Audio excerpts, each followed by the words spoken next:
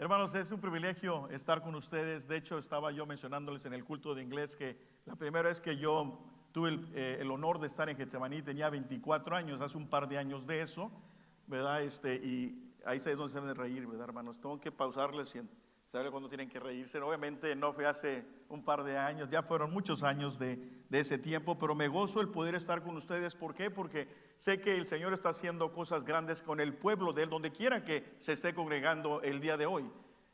En medio de todo lo que está sucediendo a nuestro alrededor, ya sea en nuestras familias, en nuestra comunidad, en nuestro trabajo, en nuestras escuelas, en el mundo en sí, sabemos que el Señor está haciendo algo, porque Él tiene un plan desde el principio.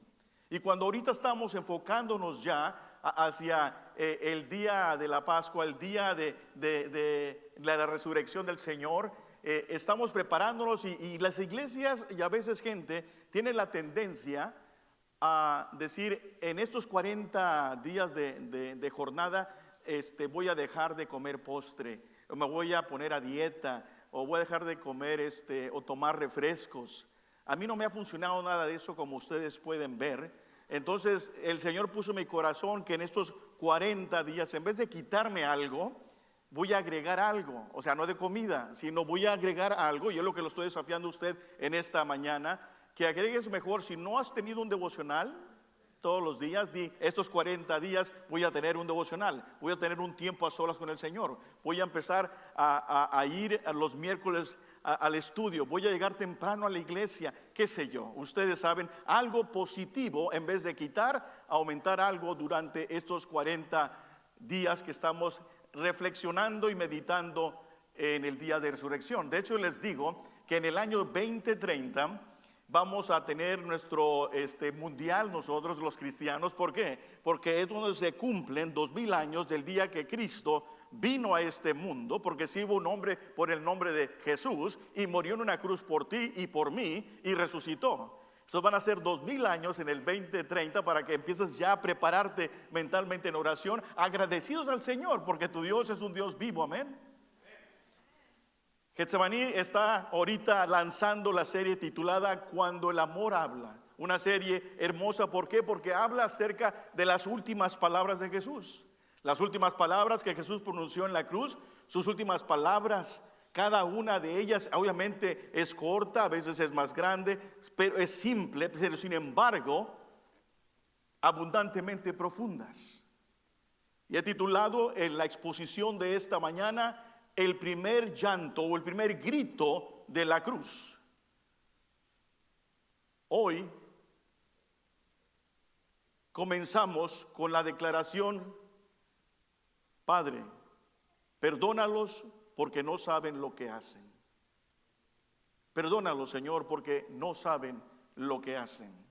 En medio del error, de la injusticia, en medio del dolor que sufrió Dios a través de su Hijo, cuando se le acusó de cosas injustas, en medio de ese momento tan amargo, tan doloroso, sabemos que Dios estaba con su Hijo. Y por eso Jesucristo, cuando ve a la gente, dice: Padre, en oración a su Padre, perdónalos porque no saben lo que están haciendo. Despreciado Jesús, rechazado Jesús, y muriendo en una cruz con los brazos extendidos de amor para redimir a la humanidad de sus pecados. El primer pensamiento, quiero que captes esto en esta mañana. El primer pensamiento en la mente de nuestro Salvador no fue el odio, no fue: me voy a vengar de lo que me están haciendo, no fue una autocompasión, ¿por qué no tienen compasión de mí?, sino el perdón eterno. Demostró una profundidad de amor perdonador que sobrepasa mi entendimiento y tu entendimiento. No había resentimiento, ni de ira, ni de amargura, ni sentimiento de hostilidad, ni orgullo de daño, pero encapsulaba una profundidad de perdón divino y una capacidad de amor que solamente el Dios tuyo y el Dios mío puede mostrar. Oh sí, El corazón del perdón de Cristo no solo abrazó a todos los que estaban presentes en ese momento, no solamente a aquellos que estaban viéndolo, sino a toda persona. De esto nos lleva hasta el principio de aquella pareja por nombre de Adán y Eva. Desde ese momento, cuando esa persona desobedeció, en ese momento se hace visual esa frase: perdónalos, Padre, perdónalos porque no saben lo que están haciendo. Desde ahí hasta ahorita podemos ver reflejado ese amor intenso que Jesús tiene por ti y por mí.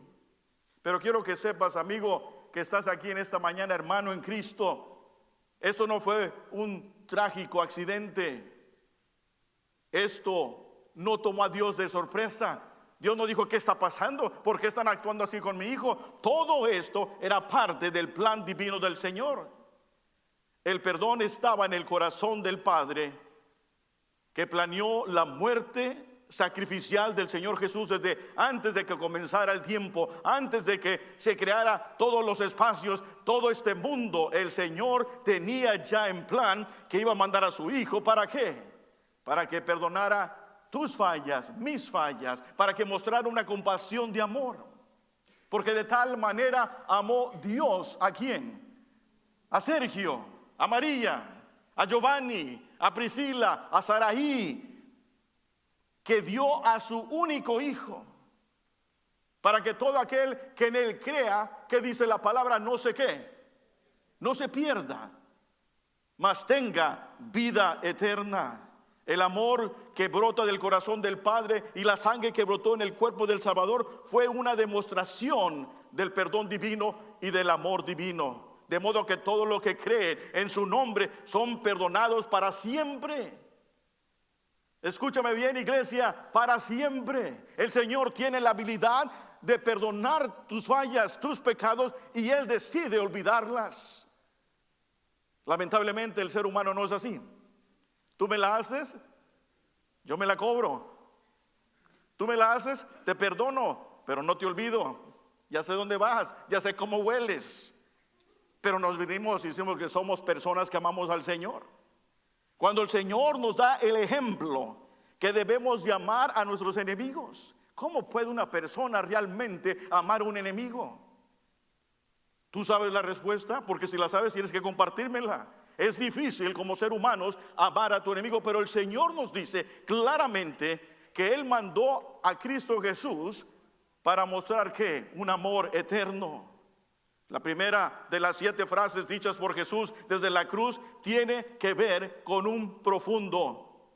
una profunda preocupación por el estado de la humanidad. Y por eso Él clama en Lucas capítulo 23, versículos 33 y 34, si tienes tu Biblia, Lucas 23, versículos 33 y 34, por eso Él clama. Cuando llegaron, dice, al lugar llamado La Calavera, lo crucificaron allí, junto con los criminales, uno a la derecha y el otro a la izquierda.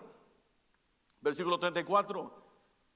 Y luego dijo Jesús: Padre, perdónalos, porque no saben lo que hacen. Luego de haber cenado con sus discípulos y de haber atravesado las peñas de Getsemaní, Jesús fue maltratado, fue juzgado por muchas horas por aquellas personas, fíjense, que Él vino a salvar. Si yo pudiese describir el evento, cómo sucedió todo esto, y lo podemos ver a través de los evangelios, yo lo describía de esta manera: a las 12 a.m. fue llamado ante Anás, suegro de Caifás. Si bien él había sido destituido del cargo de sumo sacerdote, pero vemos en Lucas 3, por eso se llama y se dice de 2 sacerdotes supremos. ¿Por qué? Porque el pueblo todavía veía a Caifás como autoridad. Eso pasó a las 12 a.m.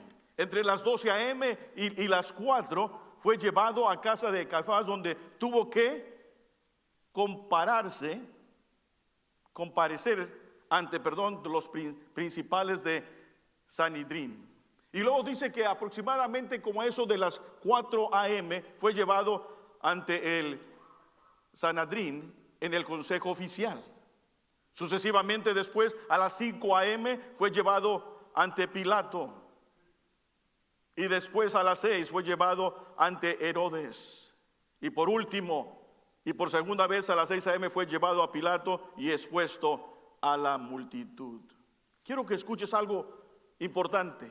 Después de pasar por todo esto, después de las diversas veces que los judíos habían intentado matarlo, después de que se lo acusaron injustamente, después de que se lo llevaron y lo lastimaron y que cambiaron la ley, ¿para qué? Para condenarlo. Después de todo ese sufrimiento, ¿cómo pensamos que sería el sentimiento de Jesús hacia esa persona?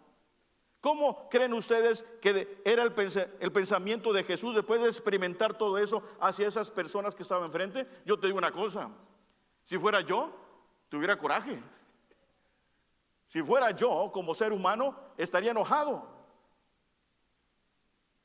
Yo les diría en su cara, ¿cómo pueden ser tan injustos con lo que me están haciendo?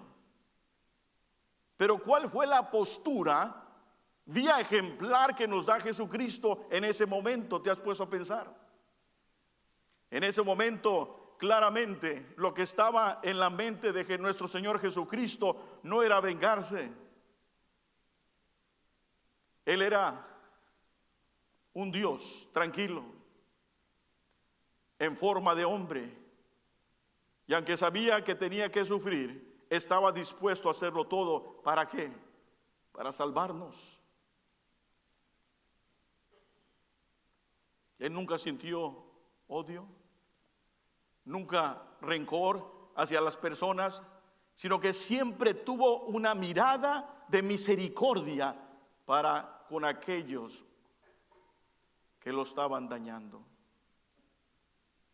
Así que clavado en la cruz, con esos 2 criminales a su lado, pronunció la primera frase de las 7 palabras de esa cruz: Padre, perdónalos, porque no saben lo que hacen. Ahora yo quiero que me permitas en los siguientes minutos analizar esas palabras. En primero, Padre. Es importante reconocer a quién le estás hablando. A pesar de todo lo que estaba pasando, él reconocía que todo formaba parte de los planes de Dios. Es por eso que en esta oración, más allá de las circunstancias, él sigue reconociendo como su Padre y sigue dispuesto a hacer que la voluntad de Dios.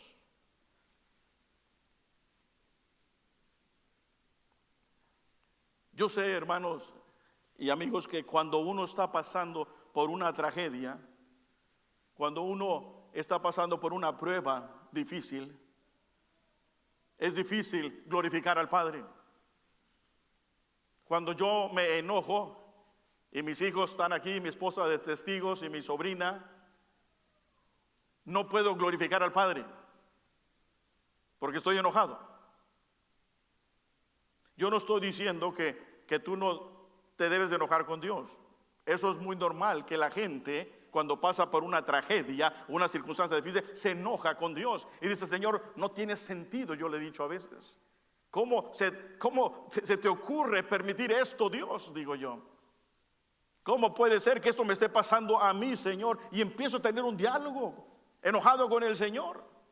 ¿Saben qué? Eso es muy humano. Lo que no es cristiano es quedarte enojado con el Señor. Lo que no es cristiano es venir a los pies del Señor y decir: Señor, perdóname por mi actitud, perdóname por mi falta de fe, perdóname por no confiar en ti. Cada vez que yo oro al Señor, lo primero que hago no es pedirle por una esposa, porque ya tengo una. Pero cuando era soltero, yo no le pedía por una esposa, o las mujeres le pidían por un esposo, o no le pedía dinero, o un carro nuevo, o una casa nueva. Lo primero que hago cuando yo voy al Padre es reconocer quién es Él. Porque en el momento que reconozco que Él es el Todopoderoso, que Él es el dueño de todo, que Él es mi consolador, que Él es mi salvador, que Él es el que me protege, que Él es el que me cuida, que Él está conmigo en todo momento, que Él no me va a dar algo más grande que no puedo resistir, sino que juntamente con esa prueba, con esa tentación me va a dar una vía de escape. Entonces viene lo sobrenatural. ¿Por qué? Porque estoy reconociendo al Padre poderoso. El problema es que cuando oramos a veces lo más estamos de pediche, estamos pidiéndole o nos estamos quejando, que está bien traer a mí todas las cargas, dice el Señor, pero reconócelo a quién le estás trayendo las cosas, porque si no son palabras al aire. Por eso Jesucristo en la cruz lo primero que hizo es reconocer al Padre. Por eso dice: Padre, eres mi Padre, eres mi Rey, eres mi guía, eres el que me creó, Padre. Qué desafiante es, ¿no? Que en medio de una injusticia, una tragedia, uno pueda reconocer al Padre y hacer su voluntad. Pero ahí no se quedó. Esa fue la primera palabra, Padre. Después dice: perdónalos. Jesús, lejos de pedir por su propia situación, centra su oración en los demás. Yo tengo que ir al doctor 2 veces al año y me sacan sangre. Y cuando me están sacando sangre, hay otros sangrón, hay otros sangrones también sacándole sangre. Hay varios que nos están sacando sangre, hay varios sangrones ahí. Yo no estoy enfocándome en el dolor de ellos. Yo le digo a la enfermera que no me duela mucho, por favor. Yo me estoy enfocando en mi dolor. Pero Jesucristo, en medio de su dolor y su angustia, Él no está pensando en su sufrimiento. Es por eso que podemos ir al Padre como el gran intercesor. En lugar de pedir por alivio de su dolor o un rescate de la gente que lo estaba juzgando, o por cualquier otra cosa que resultaría en beneficio personal, vemos que Él se negó por cumplir, o se negó completo a sí mismo para hablar a Dios en favor de los demás. Pero ¿saben qué? No solamente estaba hablando de las personas que estaban allí enfrente. No solamente estaba hablando de esos 10, 20 o 100 personas que estaban allí.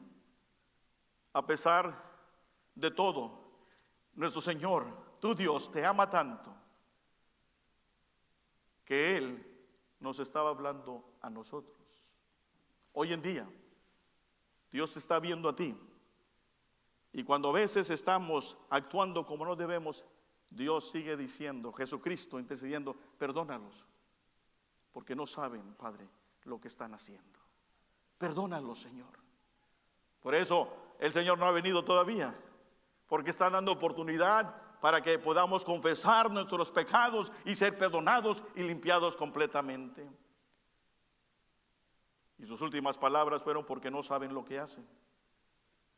Me pregunto, ¿cuál es el motivo por el cual hace esta petición?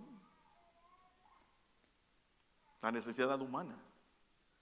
Es por eso por lo que el salmista puede decir en el versículo 1 del capítulo 14 del Salmo: el necio dice en su corazón que no hay Dios.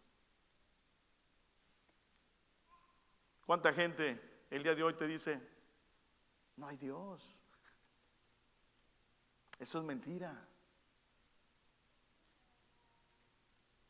Cuando tú te levantas y ves la creación, todo lo que está a tu alrededor, ¿cómo no podemos? Tú dime a mí seriamente, pensar que no hay un creador, que hay más allá. Claro que hay un Dios, claro que hay un creador, claro que hay un Dios que dio a su único hijo para venir a este mundo y para morir por nuestros pecados. Por eso dice, ellos no sabían lo que hacían. Era algo locuro lo que estaban haciendo, crucificando al Dios Todopoderoso. En primer lugar, ¿por qué? ¿Por qué hizo esta oración? ¿Contestó Dios esa oración?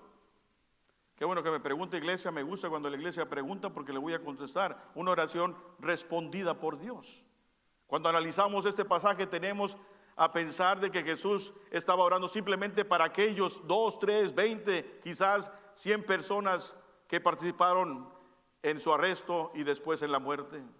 No obstante, esa es una visión completamente limitada de la situación que estaba pasando. Sí, el Señor pide por ellos, pero va más allá en su oración, considerando a toda la humanidad.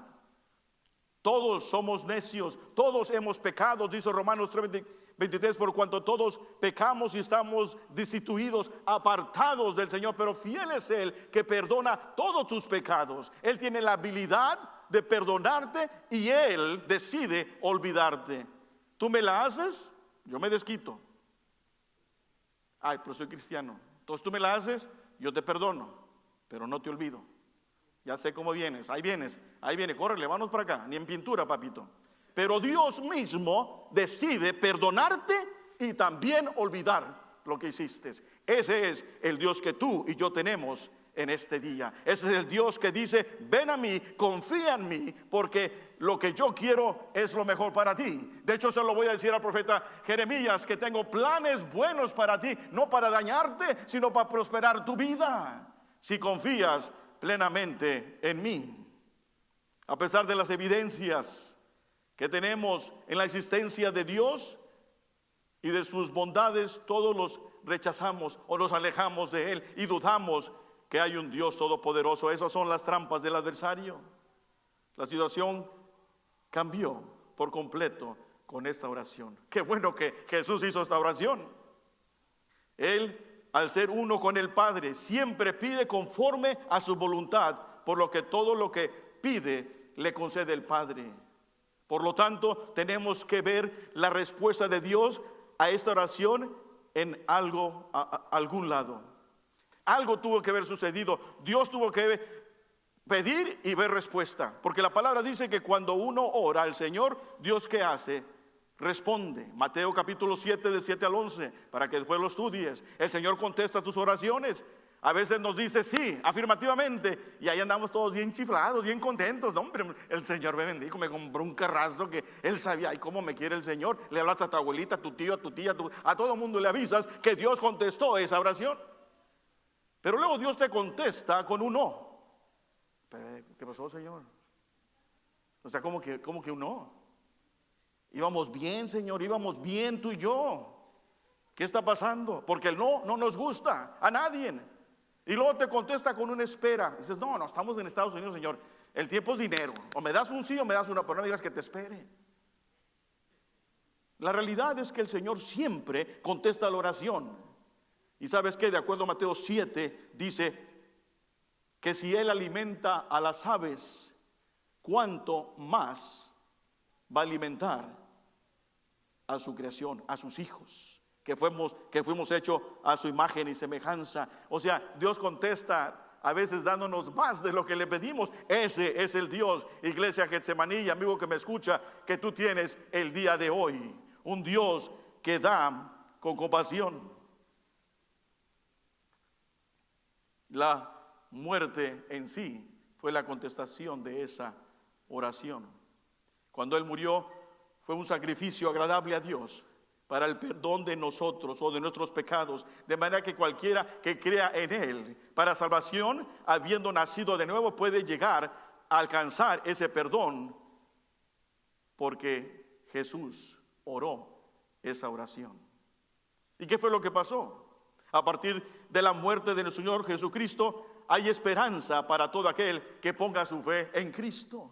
Cuando Jesús murió y resucitó, fíjense lo que pasó, cómo contestó Dios, cuáles son las evidencias. Entre los oficiales romanos, sí, entre los soldados romanos, oficiales romanos, de acuerdo a Mateo 27, versículo 54, dice que ellos reconocieron que Él era verdaderamente el Hijo de Dios. Estaban allí, le estaban echando, lo estaban juzgando, y de repente el Señor se manifiesta por su amor y dice, espérate, algo está pasando aquí, algo no está bien aquí. Esa persona que estamos crucificando es diferente a los demás. Ese no es un criminal, ese es un salvador. Y el Señor empieza entonces en ese momento, a través de su Espíritu Santo, a trabajar en la vida de esas personas que no creían en el Señor. Ese es el Dios que tú tienes. Por eso vemos en Mateo que oficiales romanos que lo estaban crucificando, dice que reconocieron que Él era el verdadero Hijo de Dios. Pero también aquellos judíos, aquellos sacerdotes que lo acusaron, que cambiaron la ley para que pudieran crucificarlo, dice Hechos capítulo 6, versículo 7, que entre los creyentes había varios sacerdotes. También los sacerdotes entendieron que Él era el Hijo del Señor. Después vemos el avivamiento tremendo que sucede y más de 5,000 personas aceptan a Cristo después de que Él resucita. Dios contesta las oraciones. Dios contestó la oración y Dios va a contestar tu oración. En segundo lugar, creo que es importante entender este ejemplo de Cristo Jesús para seguirlo. Usted me puede decir, bueno, Pastor Ramos, sí entiendo lo que Jesús hizo y pues es que pues Jesús era hombre pero también era Dios. Y yo soy hombre o soy mujer pero no soy Dios. Entonces, como que, ¿sí me entiende? No, pues no lo entiendo, porque gracias al Señor, la Biblia también habla de un diácono joven por nombre de Esteban. Y no estoy hablando de Esteban Gallegos, aunque es un gran hombre también que está allá atrás, pero habla acerca de un hombre que hizo una oración muy similar a la que hizo Jesucristo. Dice la palabra en Hechos capítulo 7, versículo 60, lo siguiente. Luego cayó de rodillas, hablando acerca de Esteban, y gritó, Señor, no les tomes en cuenta este pecado. Cuando hubo dicho esto, la palabra dice que él durmió, que él murió. ¿Qué es lo que estaba pasando? Luego de ser juzgado Esteban injustamente por predicar el evangelio, él expuso a tal punto las debilidades de las creencias fariseas que ellos no pudieron hacer más que tomarlo y apedrearlo hasta que muriera. Y con sus últimos suspiros, Esteban, un joven que apenas estaba empezando su ministerio como diácono, dice, Señor, perdónalos, Señor, no entienden. En vez de que él pensara en su vida, Señor, sácame de esta. Señor, que esas piedras se conviertan en almohadas. En vez de estar pensando por su salvación, Él ve el corazón de esas personas. ¿Por qué, hermanos? Porque Él se quebranta como creyente, como debemos nosotros, cuando ves que una persona se está perdiendo, cuando ves que una persona va en dirección incorrecta. Y Esteban vio eso y él no estaba preocupado por su muerte. De hecho, hay una referencia después de Pablo, que Pablo nos dice, para mí el vivir es Cristo y el morir es ¿qué? Ganancia. Y Esteban lo estaba viendo desde esa perspectiva, por eso dijo, yo sé que voy a morir, pero yo sé a dónde voy. Yo sé exactamente a dónde voy. Pero estas personas que me están apedreando, estas personas que me están juzgando, si no se arrepienten, Señor, si no entienden el perdón tuyo, se van al infierno. Perdónalos, Señor, porque no saben lo que hacen. Qué interesante poder, en medio de la circunstancia, el desafío difícil de nuestra vida, poder ver de una perspectiva de Cristo y decir, Señor, entiendo, gracias Señor, que en medio de mi dolor, en medio de mi angustia, sé que tú estás conmigo. Sé que no estoy solo y que voy a caminar, Señor, y voy a salir adelante por fe, confiando plenamente en ti. Esteban hizo esa oración y ¿saben quién estaba en ese grupo? ¿Tienen una idea quién estaba en ese grupo de judíos? Una persona por nombre de Pablo. Yo creo que Pablo estaba, no dice la Biblia esto, tirando la piedra y dijo, ay, pero espérame tantito. O sea, pero ¿cómo esta persona está pidiendo a Dios que nos perdone cuando lo estamos matando y juzgando? Algo no está bien aquí en este cuadro. Algo no está bien aquí. Y en ese momento desciende el Espíritu y empieza a trabajar en la vida de Pablo. Y lo demás ya sabemos qué sucedió. Por eso yo te digo a ti, hermano y amigo que me escucha, no importa por lo que estás pasando. No importa si ahorita tú tienes duda de quién es Cristo. No importa si tú ahorita estás en una tragedia. Lo que yo te digo a ti es que si tú le pides a Dios perdón por tus fallas, si tú le entregas al Señor todo, entonces el Señor se va a manifestar poderosamente. Me gusta mucho como lo dijo Fyodoro Dostoyevsky, obviamente ruso, nos da una definición de lo que es amar a alguien en una frase que me impactó mucho a mí y se la quiero compartir a ustedes. Dice: amar a una persona significa verla como Dios quería que fuera. Analícela un poquito, déjenme repetírsela para que la saboreen bien.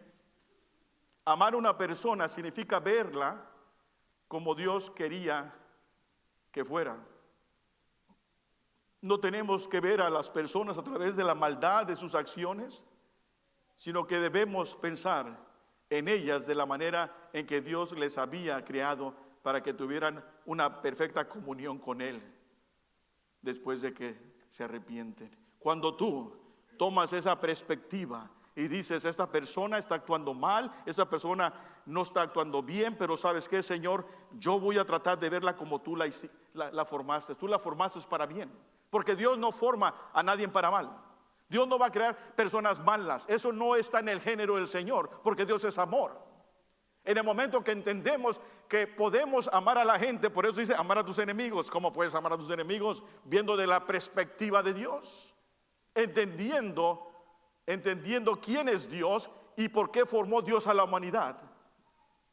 Cuando entendemos eso, entonces podemos decir que amamos a aquellos que actúan mal. ¿Por qué? Porque perdónalo, Señor. Cuando alguien te juzga, cuando alguien te dañe, si te ha dañado, di: Señor, perdónalos, porque no saben lo que hacen.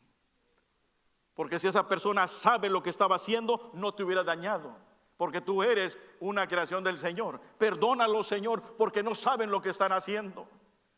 En ese momento el Espíritu se va a derramar en tu vida de una manera poderosa, y vas a ver cosas grandes y maravillosas que tus ojos no han visto. ¿Por qué? Porque ese es el trabajo de Satanás: cegar tu vista, que cuando tú te veas en el espejo digas: no me gusta lo que veo. Si tú te estás viendo en el espejo, si tú te sientes menos en este momento, estás escuchando las voces equivocadas, porque Dios jamás te va a decir eso. Aún cuando estás pecando, Dios te va a decir: yo soy amor. Ven a mí, mi hijo, yo te creé para cosas grandes y maravillosas.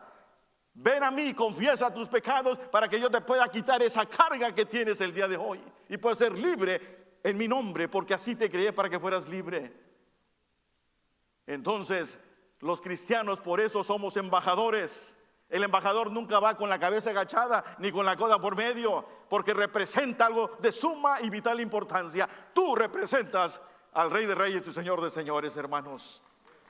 Él es el Dios en el cual tú y yo estamos sirviendo en esta hermosa iglesia. Para concluir, hermanos, voy a pedir al grupo que pase en estos momentos para que nos acompañen. Pero quiero hacerles una pregunta. ¿Qué vas a hacer con esta verdad que Dios a través de tu siervo ha traído a tu corazón, a tu mente en esta mañana?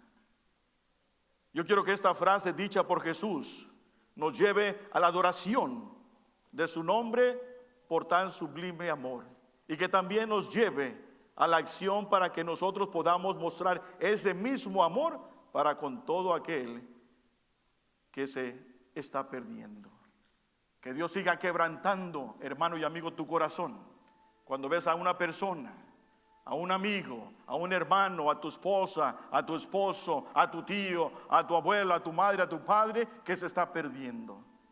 Que el Señor quebrante tu corazón como cristiano para que puedas orar por esa persona. Te pregunto en esta mañana, ¿qué vas a hacer con esta verdad que Dios te ha dado el día de hoy? ¿Estás en necesidad? ¿Necesitas misericordia? A lo mejor necesitas ayuda, o a lo mejor necesitas que la salvación venga a tu vida. Necesitas que alguien te anime en esta mañana. Necesitas una palabra de afirmación y de confirmación. Necesitas un nuevo comienzo, a mejor en esta mañana. Quiero darte la oportunidad de acercarte a Dios en esta mañana y confiar en Él. En la cruz, Dios te mostró quién es. Dios nos enseñó a confiar en Él. Yo te pregunto, hermano y amigo, ¿vas a confiar en el Señor hoy? Te voy a pedir que hagas algo que a lo mejor nos incomoda un poco. De hecho, te digo que aquí no hay milagros, O sea, la alfombra que está aquí no está mejor que la que está allá.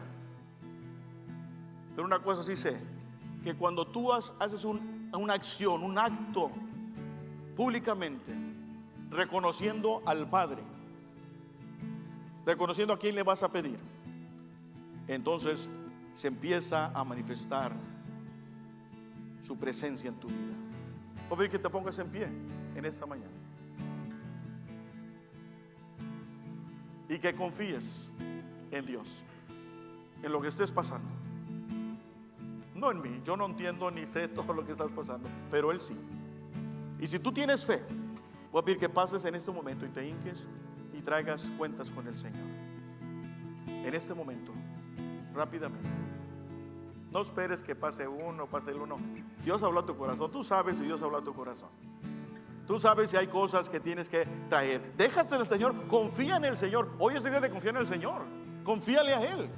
Tu carga, confíale a Él. Cualquier cosa que esté turbando tu corazón. Yo sé que a veces la gente dice, eso, cuando pastores hacen eso, usan psicología reversible, es manipulación. Déjame decirte una cosa. Yo salí de mi país de origen a los 15 años. No porque mis papás no me querían mucho, pero por necesidad. Y si no fuera por yo confiar en Dios, no estuviera donde estoy ahorita. Yo confié en esos momentos más difíciles, esos momentos de duda, en esos momentos donde yo no podía realmente comprender todo. Dije, voy a creerle a Dios, voy a confiar en el Señor. Entonces yo te estoy hablando por experiencia personal. Si tú quieres que Dios te empiece a construir ladrillo por ladrillo para hacer y cumplir los planes que dice el profeta Jeremías, planes para prosperar tu vida, planes que estén vinculados con el plan divino de Dios. Si tu plan no está vinculado con Cristo Jesús, estás perdiendo la bendición del Señor. ¿Por qué no vienes en esta mañana y dejas que el Señor te esté instruyendo por fe? Por fe, pasa, confía, créele al Señor. Por cuanto todos estamos apartados, por cuanto todos hemos fallado, por cuanto todos necesitamos a un Salvador, por cuanto todos estamos destituidos de su presencia, es fiel cuando nosotros confesamos públicamente nuestros pecados. No lo dejes para mañana, no te salgas igual como entraste. Que haya una transformación en tu vida genuina el día de hoy. Quiero darte una vez más esta oportunidad de pasar enfrente, inclinarte ante Dios en esta mañana con gritos de dolor, como Él lo hizo en la cruz, porque Él se ha ganado tu confianza, porque Él murió por ti, porque Él sufrió por ti. Ahora es momento de confiar en Él. Si estás herido, confundido o quebrantado, quiero darte la oportunidad de acercarte al trono de la gracia con confianza.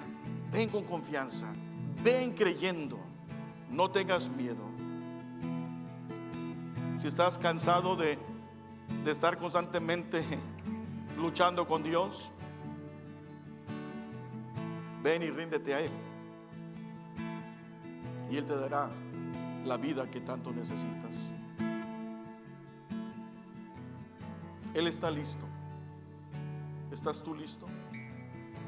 Ven y entrégale tu situación a Él, solamente a Él.